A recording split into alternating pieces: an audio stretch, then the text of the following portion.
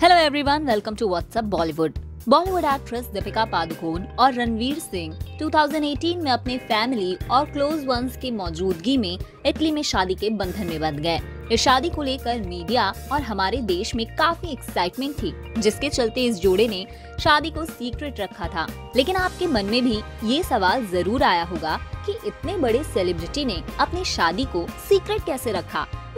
अब जाकर इस मेगा इवेंट से जुड़े कुछ सीक्रेट्स बाहर आ रहे हैं और इसका खुलासा किया है डिजाइनर सब्यासाची ने, जिन्होंने दीपिका की शादी के कपड़े बनाए थे और उनकी शादी के सीक्रेट को रखने में हेल्प भी की थी। दरअसल सिंधी और कोंकणी रीति रिवाज से हुई इस शादी के लिए इस कपल ने देश के मशहूर डिजाइनर सब्यासाची मुखर्जी द्वारा डिजाइन किए गए कपड़े पहने थे। दीपिका पादुकोण ने इस खास मौके के लिए लाल रंग का लहंगा पहना था। वहीं उन्होंने सब्यासाची द्वारा डिजाइन की गई गोल्ड कांजीपुरम रेशम साड़ी भी पहनी थी। हाल ही में बिजनेस और फैशन के साथ खास बातचीत में डिजाइनर सब्यासाची ने खुलासा किया कि कैसे उन्होंने एक्ट्रेस को ये सजेशन दिया था कि जब वो आउटफिट ट्रायल के लिए आए तो बुर्का पहनकर आए।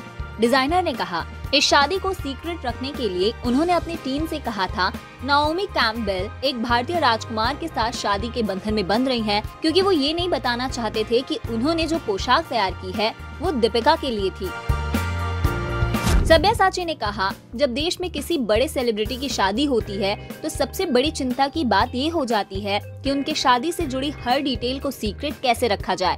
सब्यासाची ने आगे कहा, हमने जब अनुष्का की शादी की थी तो हमें 1 महीने पहले इन्फॉर्मेशन मिली थी। वहीं दीपिका और रणवीर की शादी में 6 महीने का समय बाकी था। इस दौरान सभी लोग पहले से ही अंदाजे लगा रहे थे।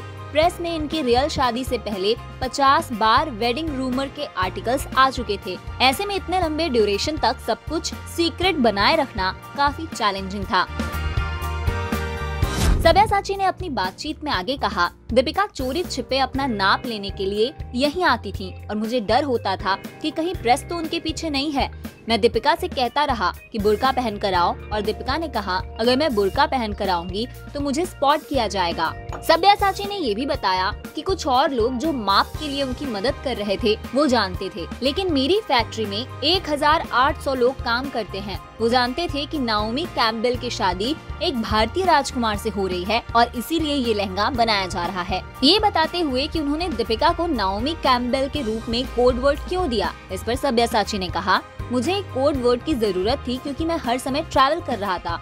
मुझे दोनों की शादी के बारे में 6 महीने पहले ही बता दिया था और मुझे इतने दिनों तक इसे सीक्रेट रखना आसान नहीं था, क्योंकि एक दुल्हन के आउटफिट को बनाने के लिए बहुत सारे लोग हैं जो काम करते हैं। इसलिए हमें एक नाम ढूंढना पड़ा और मेरे मुंह से जो पहला नाम निकला वो था नाओमी कैम्पबेल का।